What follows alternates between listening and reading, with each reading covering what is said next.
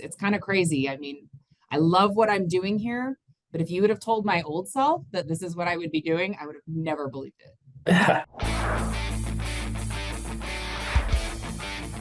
Hey, it's Kevin Amos, Pine Financial Group, where we work together so you succeed. Hey, you found us here on Facebook, you found us here on YouTube. Please help us build a channel so we can help more real estate investors. Hit like, hit subscribe, leave us some comments. We have a fantastic team member to introduce you to today.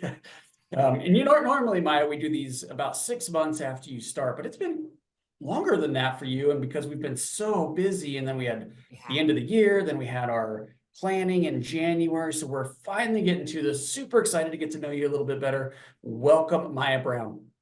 Oh, thank you so much, Kevin. It hasn't been that much longer than 6 months. So Yeah, no, we're all right. We're not too far off schedule. All right. Well, let's start by this. Tell us who you are. Who's Maya Brown? Oh my gosh, Maya Brown has been reinvented quite a few times, but that makes it sort of exciting. I'm from Colorado, grew up in Arvada, so pretty close to where we're located in Wheat Ridge. I went to college at the University of North Carolina, so I moved away, right after I graduated high school, got into sports broadcasting. I was a sports broadcaster for 17 years. So I worked in Mississippi, I worked in Washington, D.C., I worked in North Carolina, and then finally kind of ended my career in that here in Denver. After that, well, in the midst of that, I was kind of becoming a mother, and I have 2 children, which I'm very proud of, who I'm very proud of. And I did the kind of the mom thing for a little bit. We had to relocate because of my husband's job, and it seemed like a good time to just take a step back and spend time with my kids. As you can imagine, sports broadcasting was extremely demanding, and I didn't get a lot of time at home with my kids. So I was a stay-at-home mom for about 5 years, and then started just getting super antsy, like I love this, but I'm just kind of a working girl. So I started just throwing out the feelers, and I was just getting smacked around. You think you've worked for so long and it's going to be easy to get a job. And that was kind of difficult. But then my older brother kept telling me, he's like, you know what, those just weren't for you. Like something great's going to come along and it's going to be right for you and it'll work out. And so that's how I find myself here at Pine. It's kind of crazy. I mean, I love what I'm doing here, but if you would have told my old self that this is what I would be doing, I would have never believed it. That's interesting. And you bypassed a little section of your life there where you became a realtor, which you still do. True. And a little fix and flipping. So tell me about that.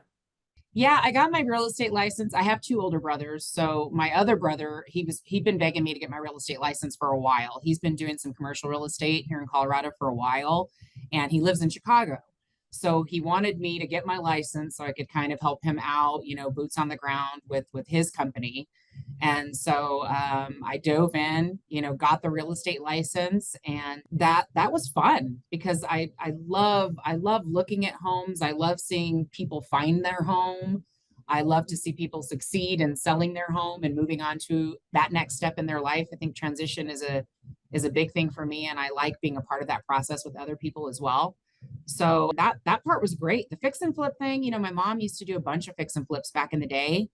And she very recently actually sold off her last rental property. So I'd seen her going through that process quite a bit, and then just decided that, I would jump in. So I'm still kind of a fledgling, fix and flipper. I've done 3. 2 went really well, 1 went really horribly. So I'm taking a bit of a break right now and just kind of taking in everything that I'm learning here at Pine. And I think the next time that I jump into it, I'm going to have all the tools I need to be successful. Cool. I want to get more into that, what you're learning at Pine Absolutely. and how that's like the difference between actually doing the deals and now being on the financing side. But before that, we zipped by probably a little too quickly you, because I know you've got some background in athletics. I know you did the broadcasting, of course, but you played sports growing up. And so tell us about that, and what do you enjoy to do right now? Yeah, I did. I was actually a 3-sport athlete in high school. I played basketball, volleyball, and I ran track. Basketball is my favorite sport. It's my love. Unfortunately, the gods can be really cruel, and I just I'm 5'10", but I didn't quite get tall enough to play basketball at the level that I wanted to at the position that I played. So volleyball started just really kind of picking up. I started getting some recruitment letters around my sophomore year. And then by my junior year, some really major schools started kind of pouring in, and it became pretty clear that, I was going to have my choice of some pretty prestigious universities. But I went on my visit to University of North Carolina, and the coach knew I loved basketball. So he took me to a practice, men's basketball practice, and Dean Smith was still at North Carolina at the time. And I think it was Rasheed Wallace and Jerry Stackhouse were there. And the women's team was just coming off of a championship. And I just thought, well, I'll just watch some really good basketball here and then play volleyball. And I did some intramural basketball with some of the girls on the team, and just a great experience. I love Chapel Hill. I met my husband there. My husband played football at North Carolina, and we met there. So it's my heart. I love getting back to there. I mean, I wouldn't say it's my favorite time in my life, but it's certainly one of them. Yeah. What your favorite time right now, right? I mean, you got an amazing job, you got two amazing kids, a husband. This is a really cool time. And you own your own company and all that stuff, but so we're in a similar situation with the kids, and where they're kind of in that transition once again of going from being kids into really seeing them blossom. My son's 13, my daughter's 11, and they're just kind of becoming their own people right now. And it's frustrating to watch. It's frustrating, but also really fun to just see the people that they're becoming. That's pretty interesting. Just was it last week or 2 weeks ago? Yes, gosh, time is just flying by for me. But Branson, our son, played against your son in a basketball match. I didn't even know they were in the same league. That's how oblivious I am to all this. So I show up to watch. I had no idea they've probably played there. each other before. You're probably right. They How had fun to was have. that to watch? Yeah, they had to have. I saw, your fiance coming in, Danielle, and it was just like, what are you guys doing here? And then I got a chance to see your daughter play volleyball too, which was fun. Yeah, that was cool. So Yeah. there's like kind of your two loves, if you're going to call it that, since you played volleyball. I know your love is basketball, but you enjoy Yeah. volleyball also, so you got to see both of them that I night. love playing volleyball, but I don't know that I love watching it as much as Sure. I loved playing it. But I do love it. I do love it. And I miss it. And I've kind of resurrected my volleyball career too here with Pine Financial. So Yeah. we had our picnic, and that was the Yep. first time I had probably played in 15 years. Then Erica, who we work with, has me as an alternate on one of her beach teams. So I'm definitely finding, a love for it again. It's kind of hard because you just remember what you used to be able to do, and it's kind of different once you get a little older. Yeah. So I had to, my body had to catch up with my mind a little bit, and say, hey, you can't do that anymore. But once those two started kind of clicking, I was able to find a little bit of a groove. And I think here in the next couple of years, or, my kids, as we're super busy with sports all the time, and it's hard to find a minute to go play yourself. But if I can, I'm going to do that for sure. Yeah, we should do some more of that. I hear you. I play volleyball, as you know, and I also play on a soccer team, a men's soccer team. And gosh darn, my mind says I could do this, and I just can't. And it feels like I'm trapped almost. So I could totally relate to that. Yeah, no doubt. I mean, my whole thing was my vertical jump. And it's just so pathetic. I mean, it's embarrassing. It really is embarrassing. Lower that net for you and I, right? Well, and we are. I'll give myself that credit that we are playing on a men's net. So, and I still am able to hit it over the net. If it were a women's net, I might be doing a little brushing it. Yeah, that's what I like to tell myself. All right, well, let's get into the career here. So, what made you decide to work for Pine, and how long have you been doing that? So I've been with Pine since May, and I have to say, so one of the gals that I played volleyball with in Colorado, we do fix and flips together, and kind of on the volleyball. Our little company is called Bump Set Sell. That's awesome. And it's great. So she actually applied for the position at Pine, and had a phone conversation with Brandon and loved everything about it. My friend actually lives all the way in Centennial, and she has 3 small children, 3 boys, all under the age of 5. And just, even though she loved everything she was hearing, she was just like, I can't do this drive. It's just not going to work out for me. But she immediately called me, and she was just like, Maya, you need to apply for this job.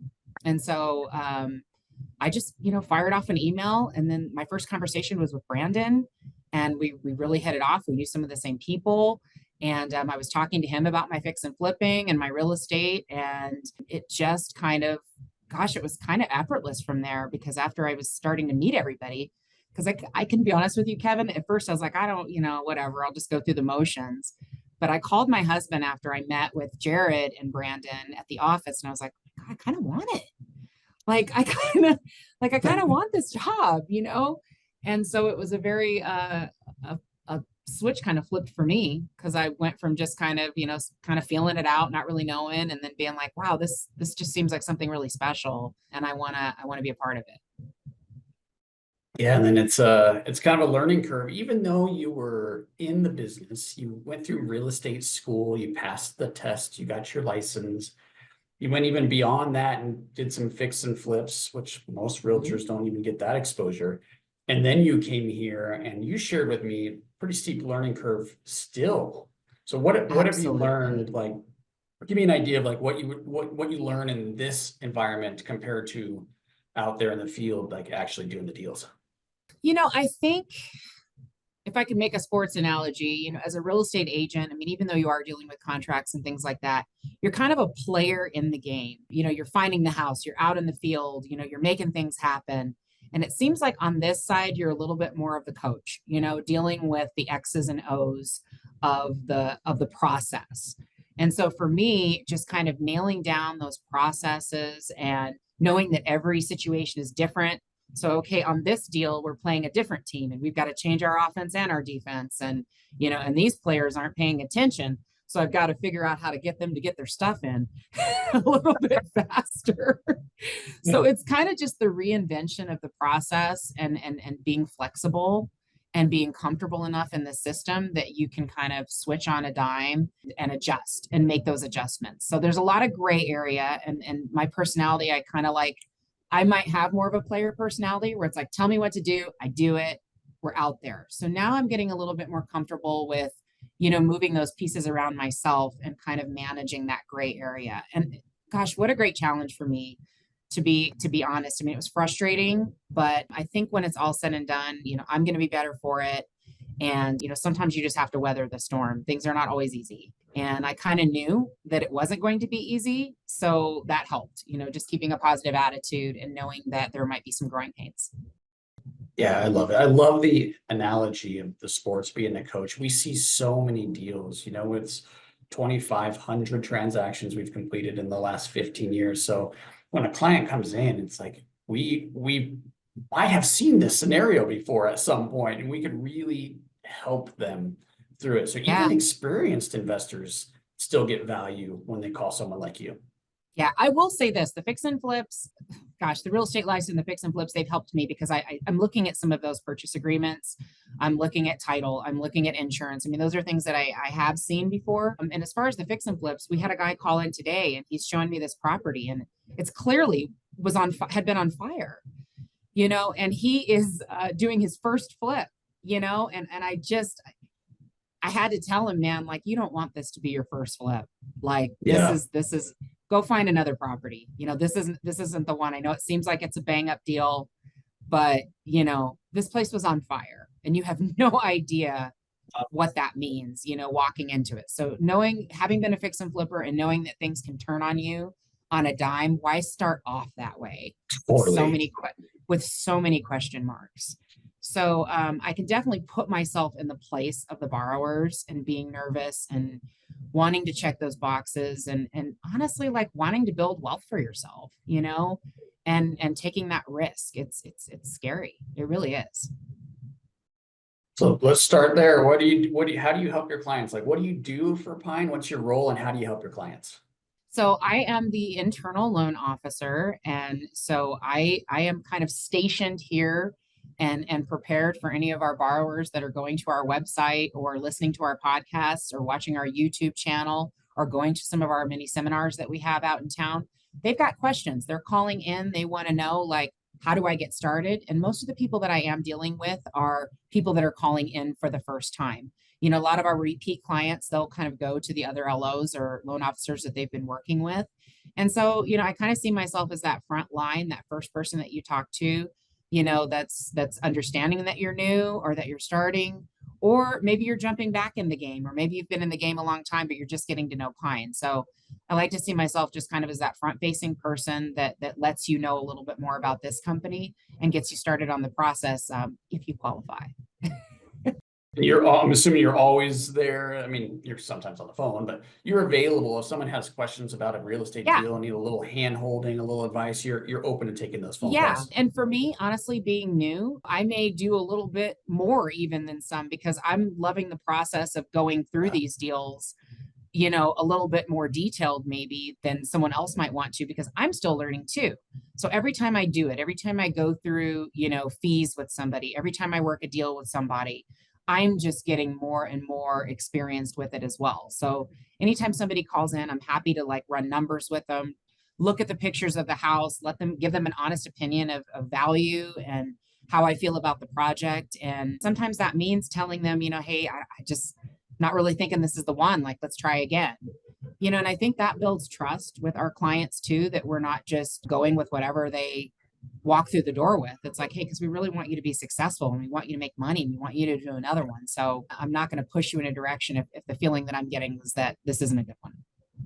Yeah, I love that. That's kind of how we built this business. We really want to add value. So I'd much rather, and you too, we would much rather not do the deal at all, not make any Mm-hmm. money, than to put somebody into a bad deal and then all of a sudden they get themselves into trouble. Yeah. Our clients come back to us over and over and over because they are successful and we're not putting them into bad deals. As much business as you've done, I know you've been in a bad deal. Oh yeah. And my goodness, Stressful. it is the sinking, horrible feeling when things just one thing after another is going wrong. So, and in hindsight, you see, my gosh, like I did this wrong, I did this wrong, I did this wrong. So one of the things that the Pine borrowers can benefit from are the mistakes that we have already made that we can put in front of them before they make them. So Right. I'm happy to share those bombs that I've had to keep somebody else from making the same mistake. Yeah, and all of our loan officers have done fix and flips. So, and you're Yeah. no exception to that. So anybody, when you call in and talk to one of our loan officers, they have experience in the fix and flip business, both on the Mhm. lending side and in the trenches. So Yeah. you mentioned earlier in this conversation that you just wish that borrower would bring you that document that you need or something like that. And each borrower and your interaction with them is different. So what Mhm. can our viewer, if they're working with you, what can they do to help you do your job? I think you hit the nail on the head there, Kevin. Really, it is just being prepared with your information and knowing that you're borrowing a lot of money from us. So we might have a lot of questions for you and we might need a lot of information, especially if you are a first time borrower. And I can always promise that, the next time that you borrow with us, it's going to be a little bit easier. And it may seem like we're throwing a lot at you, but it's the first time. And we want to make sure that you understand what you're signing, what you're giving us, why you're giving it to us, so that there's no gray area, at least for the borrower. So it might be a little bit involved and a little complicated, and we might be asking you for a lot of documents and a lot of papers, but just know that's to protect you as well. And so that you're educated on the process and you don't run into any pitfalls along the way. So a lot of people call up asking, well, how fast can you close? How fast can you guys close this deal? And it's like, well, a lot of that is up to you. How fast can you get me the things that I'm asking for? And a lot of times that's what dictates how fast we can get you to the closing table. So open communication and just getting us what we're asking for in a timely manner. Those are the things that will help me the most. Yeah, I love it. So if someone's calling in and they're interested in working with you, they'll work with you and Erica. And please just respond to emails and phone calls, but help us help you. Yeah. Okay, so is there anything else as we wrap up here, Maya, that we didn't talk about that you would like to share? Something we don't know about you, maybe? Yes. Oh my gosh. So I teach Caribbean dance. I And did not know that. I teach Caribbean dance and I teach at the Westminster Church Ranch Vasa at 10:30 a.m. every Saturday morning. Yeah, back when I was a kid, I thought I was going to be a backup dancer. Like I had it all planned out, Bobby Brown or, BBD or whoever it was. I was going to go on tour and just dance. And and enjoy things. And that didn't work out for me. So I am living vicariously here in in my mid 40s and dancing over at Vasa. So anybody who wants to come to my class on 10:30 a.m. on Saturday mornings, I'd be happy to have Awesome. you. No pressure. I No love pressure. that. I had no idea. You've When you had kind coming, of a Kevin? fun life, huh? When are you coming? I don't even know what that is, honestly. So I might have to like YouTube it and see if I'm going to embarrass myself too much, and then maybe I'll come check it out. I'm not committing to anything. No. I know. It's fair. It's fair. I won't force you to do it. Danielle, maybe. I might force her to Yeah, come. she probably would love it. Oh, cool. So how do we get a hold of you? So you can reach me at any time here by email. My email address is Maya, MAYA at pinefinancialgroup.com. And you can also call me here at the office, 303-835-4445. And we'd be happy, like I said, maybe you're just a person who's just thinking about this. Well, it's okay to call and just run your ideas by us. You don't have to be in the position where you're ready to sign on the dotted line. Maybe you're just toying around with the idea. So, give us a call and let us talk you through it. And, maybe it takes a year before you do your first deal, but I would just encourage anybody that's thinking about it to just take that first step and educate yourself. And this is a great place to start. I'm so glad that you just brought that up, because people don't know, newer investors don't necessarily know that we could provide the loan commitment letters for them for free. Mm-hmm. And our commitment letters we don't put a property address, and we don't put a loan amount on it, so that you could use that letter for multiple offers. Look, it might take 30, 40 offers, right, to get the project that's a good fit for you. You don't want to get a new letter every single time. So these letters are nice because you could just use them over and over and over, and that's totally free. So call Maya, email her, and she could get you set up and get you that letter. We don't pull credit until you have a deal under contract, so don't worry about that. And it's totally free. So I'm glad you brought that up, and we probably should be mentioning that more, because it's a huge value for newer real estate investors. Yeah, so I agree. And taking the first step is the hardest. It really is. Taking the first step is the hardest. So jump on in. Get your money lined up. That's right. All right. Well, we're gonna go enjoy a pizza party right now. Yep. National Pizza Day. Appreciate you coming on this show. We're gonna get it posted up on YouTube and Facebook. So if you're viewing this, you're on YouTube or Facebook. If you haven't yet, hit subscribe, leave us some comments. And you know how to get a hold of Maya. If you just want some general information, you can check us out at pinefinancialgroup.com.